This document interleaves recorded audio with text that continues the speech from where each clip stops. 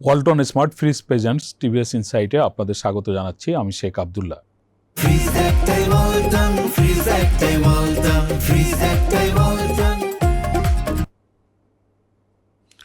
প্রিয় দর্শক, আমরা কথা বলবো শিল্প কলকারখানার গ্যাস সংকট কাটিয়ে উঠতে সরকার কি পরিকল্পনা নিচ্ছে এটি নিয়ে।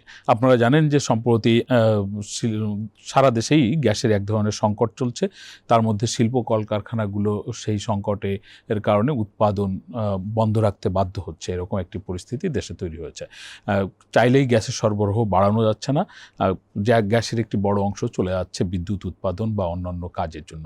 সরকার আসলে শিল্প খাতের গ্যাস নিশ্চিত করার জন্য নতুন করে পরিকল্পনা করছে। সেই পরিকল্পনাটি কিভাবে সরকার অন্য খাতের থেকে গ্যাস নিয়ে এসে শিল্প কারখানায় দিবে, এই নিয়ে টিভিএসে লিড নিউজ প্রকাশিত হয়েছে। নিউজটি করেছেন টিভিএসের চিফ রিপোর্টার আবুল কাশেম।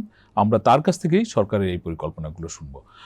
আবুল কাশেম, আপনি বলছেন যে সরকার গ্যাসের এখন যে ধরনের বিতরণ ব্যবস্থা রয়েছে বা যেসব জায়গায় বিতরণ করা হয় সেইটি পরিবর্তন করে শিল্প খাতে গ্যাস সরবরাহ নিশ্চিত করার জন্য উদ্যোগ নিচ্ছে। আসলে সরকারের এই পরিকল্পনাটি কেমন? ধন্যবাদ আপনাকে।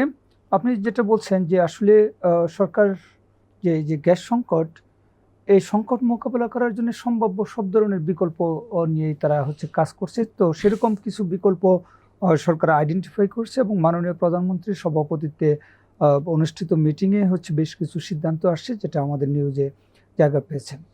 তো সেখানে প্রথম দিকে মাননীয় প্রধানমন্ত্রী যেটা বলছিলেন যে আপনি জানেন যে ভোলায় আমাদের গ্যাস ফিল্ড আছে এবং কিন্তু সেখান থেকে আমরা গ্যাস আনতে পারছি না, কারণ আমাদের কোনো পাইপলাইন নেই। তো সরকার ব্যবসায়ীদের বলছে যে আপনারা যদি আগ্রহী হন তাহলে ভোলার গ্যাস সেটা আপনারা ট্রাকে করে ঢাকায় আনতে পারেন। সেটাকে যদি ভোলা থেকে এটাকে সিএনজি করে সিএনজিতে রূপান্তর করে সেটা যদি ব্যবসায়ীরা আনতে চায় তাহলে তাদেরকে সরকার অনুমোদন দিবে, এরকম একটা ডিসিশন মাননীয় প্রধানমন্ত্রীর সভাপতিত্বে অনুষ্ঠিত মিটিংয়ে ব্যবসায়ীদেরকে দেওয়া হয়েছে। এটা একটা। আরেকটা অপশন সরকারের সামনে যে এখন যে আমাদের সিএনজি স্টেশনগুলি রয়েছে, যেখানে যারা গ্যাসের জাতীয় গ্রিড থেকে গ্যাস পায়, যারা গ্যাস পায় এবং সেই গ্যাসটা তারা যানবাহনে দিচ্ছে। তো এখন এখানে যেটা ডিসিশন হলো যে সরকার এই অল্টারনেটিভটা ভাবছে যে সিএনজি স্টেশনে এখন তারা কম একটা নির্ধারিত সময়ে গ্যাস দিবে এবং বাকি সময় এই গ্যাসটা শিল্পে তারা দিবে এবং সিএনজি স্টেশনে যে সময়টাতে গ্যাস থাকবে সেটা আগে থেকে ঘোষিত থাকবে, ফলে যানবাহন মালিকরা ওই সময় তারা সিএনজি স্টেশন থেকে তাদেরকে গ্যাস নিতে হবে। এই যে বাকি সময় যে গ্যাস দেবে না, এই সময়কার যে গ্যাসটা সিএনজি স্টেশনে যেত সেটা তারা সরকার ইন্ডাস্ট্রিতে দেবে। এটা আরেকটা প্ল্যান। আর এর বাইরে আরেকটা প্ল্যান আছে, যেটা হলো যে আপনি জানেন যে আমাদের এখন গ্যাসের সরবরাহ দৈনিক 2400-2500 এবং কোনো সময় এটা আরও নিচে নেমে যাচ্ছে, MMCFT গ্যাস।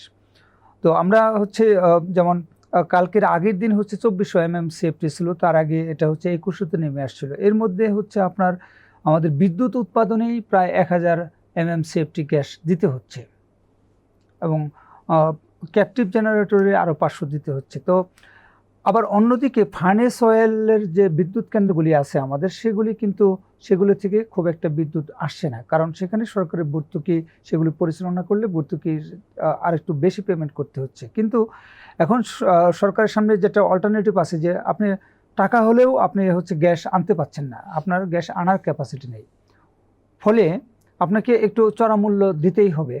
তো সরকার যেটা নিয়ে এখন কাজ করছে যে এই বিদ্যুৎ কেন্দ্রগুলির, যেগুলি ফার্নেস অয়েল ভিত্তিক বিদ্যুৎ কেন্দ্র আছে, তাদের হলো আপনার 6200 মেগাওয়াটের মতো উৎপাদন ক্যাপাসিটি আছে, কিন্তু সেখানে 2000-এর মতো উৎপাদন হচ্ছে। এই যে বাকি মালিকরা যে উৎপাদন হচ্ছে না, কারণ হলো যে সরকার তাদের অনেক দিনের পাওনা পরিশোধ করে নাই, তারা এলসি খুলে ফার্নেস অয়েল আমদানি করতে পারছে না এবং কেন্দ্র চালাতে পারছে না। এবং সরকারেরও স্বাভাবিকভাবে এতদিন ওদিকে আগ্রহ কম ছিল, কারণ তেলের দাম অনেক বেশি। তো এই ফার্নেস অয়েল ভিত্তিক বিদ্যুৎ কেন্দ্রগুলি চালালে সরকারের ভর্তুকি আরও অনেক বাড়বে, সে কারণে। কিন্তু এখন সরকারকে বাধ্য হয়ে ওদিকে যেতে হচ্ছে। তো সরকারের যেটা প্ল্যান যে ফার্নেস অয়েল থেকে অতিরিক্ত 3000 মেগাওয়াট বিদ্যুৎ তারা উৎপাদন করবে। তো তাহলে এই গ্যাস ভিত্তিক যে শিল্প কেন্দ্র বিদ্যুৎ কেন্দ্রগুলি আছে সেখানে 3000 মেগাওয়াট কম উৎপাদন করবে। এতে আপনার প্রায় 600 MMCFTর মতো গ্যাস সাশ্রয় হবে। বিদ্যুৎ কেন্দ্র থেকে, সেটা হচ্ছে শিল্পে দেবে। এরকম 3টা প্ল্যান নিয়ে আমরা এই নিউজটি করেছি। আপনি বললেন যে এখন গ্যাসের সরবরাহ কখনো কখনো 2400 MMCFD-তে নেমে আসছে। আসলে আপনি এই যে গ্যাস পরিবহনে দেওয়া হয় বা বিদ্যুৎ উৎপাদনে দেওয়া হয়, আপনি একটা অংশ তো পরিষ্কার করে আমাদের জানালেন যে বিদ্যুৎ উৎপাদন করতে আপনার গ্যাস দেওয়া লাগে প্রায় 1000 MMCFD। অন্যান্য খাতে আসলে কি পরিমাণ গ্যাস সরবরাহ করে সরকার, এর কি কোনো পরিসংখ্যান আপনার কাছে আছে? দেখেন, এই পরিবর্তনের ফলে মানে আমি বুঝতে চাচ্ছি আপনার কাছ থেকে যে শিল্প খাতে বাড়তি কত গ্যাস যুক্ত হতে পারে। দেখেন যে হলো আপনার যেটা বললাম যে যদি হচ্ছে 2400 MMCFD হয়, এর মধ্যে হচ্ছে আপনার বিদ্যুৎ উৎপাদনে 1000, এটা হলো সরাসরি বিদ্যুৎ কেন্দ্র। এরপরে ক্যাপটিভ জেনারেটর যেগুলি বিভিন্ন ইন্ডাস্ট্রি ব্যবহার করে, সেখানে প্রায় 500, তো 1500 চলে গেল, বাকি থাকেই হচ্ছে 900। এর মধ্যে হচ্ছে আপনি জানেন যে সরকার এই গ্যাস সংকটের কারণে সরকারের নিজস্ব যে ফার্টিলাইজার কোম্পানিগুলো আসলো, যেগুলি গ্যাস দ্বারা পরিচালিত হয়, সেগুলো কিন্তু সরকার বন্ধ রাখছে। কিন্তু কাপকোকে হচ্ছে গ্যাস দিতে হয়। তারপরে হচ্ছে যে আপনার হলো এই যে কমার্শিয়াল বিল্ডিং, বিভিন্ন হচ্ছে শপিং মল, বিভিন্ন অফিস আদালত, সেখানে গ্যাস ব্যবহৃত হয়, সিএনজি স্টেশন এবং বাসাবাড়িতে। তো এই বাকি অংশটা হচ্ছে যে বিভিন্ন জায়গায় ব্যবহার হয়। এটা সরকারের সুনির্দিষ্ট তথ্য আছে, কিন্তু সেটা আমি এই মুহূর্তে স্পেসিফিক উল্লেখ করতে পারছি না। কিন্তু ধরুন মেজর সাশ্রয় হবে যদি আপনি হচ্ছে ফার্নেস অয়েল থেকে 3000 মেগাওয়াট বিদ্যুৎ অতিরিক্ত উৎপাদন করে 600 MMCFD গ্যাস হচ্ছে সাশ্রয়, বড় ধরনের সাশ্রয়। আর সর্বশেষ আপনার কাছ থেকে যেটি জানতে চাই সেটি হচ্ছে যে দেশে এই যে জ্বালানি সরবরাহ নিয়ে একটা সংকট, আপনি গ্যাসের কথা বললেন, আমরা কয়লার ক্ষেত্রেও আমরা দেখছি যে এক ধরনের সংকট হচ্ছে। জ্বালানি তেলের ক্ষেত্রে সংকট না হলেও জ্বালানি তেলের মূল্য বৃদ্ধি পাচ্ছে, যা শিল্প এবং সামগ্রিকভাবে অর্থনীতিতে এক ধরনের প্রভাব ফেলছে। এই শিফটিংয়ের কারণে আপনি যেখানে বললেন যে ভর্তুকি বেড়ে যাবে, সরকারের বাজেট ব্যবস্থাপনায় এক ধরনের চাপ সৃষ্টি হতে পারে, সেটি কি নতুন ধরনের অর্থনৈতিক চাপ আমাদের অর্থনীতিতে সৃষ্টি করতে পারে, বা সরকারের বাজেট ব্যবস্থাপনায় কোনো ধরনের চাপ সৃষ্টি হবে বলে মনে করেন? সেটা অবশ্যই সরকারের বাজেট ব্যবস্থাপনায় চাপ হবে, এবং ভোক্তা হিসেবে আপনার আমার দেশের প্রত্যেকটা নাগরিকের উপরে চাপ হবে। দেখেন যে এখন এই মুহূর্তে হচ্ছে ব্যবসা বাণিজ্যের অবস্থা ভালো না, সরকারের রেভিনিউ পরিস্থিতিও হচ্ছে কাঙ্ক্ষিত পর্যায়ে না। কিন্তু সরকারের যখন ভর্তুকি বাড়বে, আন্তর্জাতিক বাজারে যুদ্ধের কারণে, ইরান এবং যুক্তরাষ্ট্রের যুদ্ধের কারণে তেল, গ্যাস, কয়লা সব কিছুর দাম বেড়ে গেছে। কিন্তু আপনার দাম বাড়লেও আপনার এটা হচ্ছে যে দেশের অর্থনীতিকে টিকিয়ে রাখতে হলে, দেশের মানুষকে বাঁচিয়ে রাখতে হলে তো আপনার হচ্ছে গ্যাস বিদ্যুৎ আনতেই হবে। আপনি এখানে দাম বাড়ছে বলে আপনি কম আনবেন, কম ব্যবহার করবেন, আপনার হচ্ছে যে গড়ে আপনি একবেলা হচ্ছে আপনি মাংস খেলেন না, মাছ খেলেন না, কিন্তু আপনাকে ভাত তো খেতে হবে। আপনি তো ভাত হচ্ছে যে খাওয়া বাদ দিতে পারবেন না। সেরকম আপনার হচ্ছে যে জ্বালানি তেল হচ্ছে আপনার লাগবে। আপনি হয়তো গাড়ি কিনলেন না, আপনি বিমান কিনলেন না, অন্যান্য যেসব হচ্ছে একটু বিলাসপণ্য, যেটা এই মুহূর্তে না হলে হচ্ছে আপনি সেখানে কাটছাট করতে পারবেন, কিন্তু জ্বালানি তেল, গ্যাস, কয়লা এগুলি আপনার মাস্ট। না হলে আপনার পুরো দেশটাই তো কোলাপস করে যাবে। এবং আপনি যেটা বলছেন যে স্বাভাবিকভাবেই যে সরকার এখন যে দামে তেল, গ্যাস ইম্পোর্ট করছে এবং কয়লা ইম্পোর্ট করছে, সরকার এর মধ্যে হচ্ছে আপনার তেলের দাম বাড়িয়েছে, তারপরেও সরকারের জ্বালানি তেলে কিন্তু হচ্ছে মোটামুটি ভালো রকমের একটা ভর্তুকি দিতে হচ্ছে, বিশেষ করে ডিজেলে। গ্যাসে সরকারকে ভর্তুকি দিতে হচ্ছে, সরকারকে কয়লাতেও ভর্তুকি দিতে হচ্ছে, এবং বিদ্যুতে তো অবশ্যই ভর্তুকি দিতে হচ্ছে। এবং ফাইন্যান্স মিনিস্ট্রি তারা নিজেরাও জানে না যে আসলে আন্তর্জাতিক বাজার থেকে যে মূল্যে গ্যাস এবং কয়লা এবং তেল ইম্পোর্ট করতে হচ্ছে, তাদের হচ্ছে এই অর্থ বছরের ভর্তুকির পরিমাণটা কোন লেভেলে যেতে পারে। সামনে কি এই সমস্ত ক্ষেত্রে দাম বৃদ্ধির কোনো আশঙ্কা আপনি করেন? এটা একটা দাম বৃদ্ধির একটা বিষয় আছে, সরকারের মধ্যে একটা আলোচনা রয়েছে।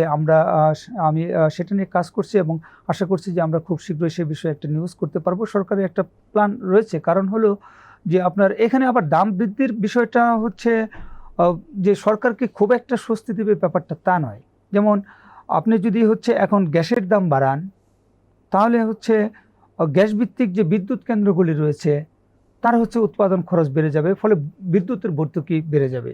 তখন সরকারকে এখন গ্যাসে ভর্তুকি না দিলে তখন বিদ্যুতের ভর্তুকি বাড়তে দিতে হবে, যদি সরকার হচ্ছে বিদ্যুতের দাম না বাড়ায়। হ্যাঁ, একইভাবে হচ্ছে যে আপনার এক একটা সাইড এফেক্ট আছে। যেমন আপনি দেখছেন যে সরকার সার কারখানার জন্য যে গ্যাসটা দেয় সেটার দাম কিন্তু বাড়িয়েছে, ফলে সারের সরকারের ভর্তুকিটা বেড়ে যাবে যদি কৃষক পর্যায়ে সারের দাম না বাড়ায়। এরকম ভর্তুকি এক মন্ত্রণালয় থেকে আরেক মন্ত্রণালয়ে করে চলে যায়, কিন্তু সার্বিকভাবে যদি ভর্তুকি কমাতে হয় তাহলে এটা জনগণের উপরে চাপিয়ে দিতে হবে। কিন্তু এদেশের জনগণ এখন দীর্ঘ 4 বছর ধরে হচ্ছে প্রায় 2 ডিজিটে মূল্যস্ফীতি এবং পৃথিবীর হাইয়েস্ট মূল্যস্ফীতি বলা যায়, এবং দীর্ঘ সময় ধরে, এবং এই যে 53-54 মাস ধরে হচ্ছে গড় মজুরি মূল্যস্ফীতি হারের চেয়ে অনেক কম। এই অবস্থায় জনগণের উপরে দায় চাপানোটা কিন্তু জনগণের জন্য হচ্ছে একদম অসহনীয় হয়ে যাবে। একটা বিষয়, দ্বিতীয় আরেকটা বিষয় হলো যে আপনি নিরবিচ্ছিন্ন সরবরাহ দিতে পারবেন না, আবার দাম বাড়াবেন। দাম বাড়িয়ে যদি আপনি হচ্ছে যে সরবরাহ দিয়ে যদি আপনি ব্যবসায়ীদের বা উৎপাদকদের হচ্ছে আপনি খুশি রাখতে পারেন যে সে তার প্রোডাকশনটা স্বাভাবিক রাখতে পারছে, এটাই তার জন্য, এর জন্য সে হলো প্রয়োজনে এডিশনাল কিছু খরচ করতে রাজি। কিন্তু আপনি এডিশনাল পেমেন্ট নেবেন, আবার হচ্ছে সাপ্লাই দিবেন না, তাহলে কিন্তু হচ্ছে সিচুয়েশন আরও খুবই খারাপ হবে। আমরা দেখছি যে মিনিস্ট্রিগুলি এই মূল্য সমন্বয় বিষয়ে নানান রকমের মিটিং করছে, এবং সেখানে তারা কিছু ফাইন্ডিংস নিশ্চয় কমিটি করছে, এবং সামনে হয়তো আমরা দেখতে পাবো যে সিএনজি স্টেশনের গ্যাসের দাম বাড়বে, বিদ্যুৎ কেন্দ্রগুলোর যে গ্যাস ব্যবহার করে সেটার দাম বাড়বে, এবং তার প্রেক্ষিতে হয়তো বিদ্যুতের মূল্য গ্রাহক পর্যায়ে বাড়বে। ধন্যবাদ আপনাকে। প্রিয় দর্শক, আমরা এতক্ষণ ধরে আবুল কাশেমের কাছ থেকে শুনছিলাম যে সরকার কিভাবে শিল্প খাতে গ্যাস সরবরাহ বাড়ানোর পরিকল্পনা করছে, বা সামনের দিনগুলোতে জ্বালানি বিদ্যুতের নিয়ে সরকারের পরিকল্পনা কী। আমাদের আলোচনা আপনাদের ভালো লাগলে আপনারা শেয়ার করবেন, লাইক করবেন, টিভিএস এর সঙ্গে থাকবেন। সকলকে ধন্যবাদ।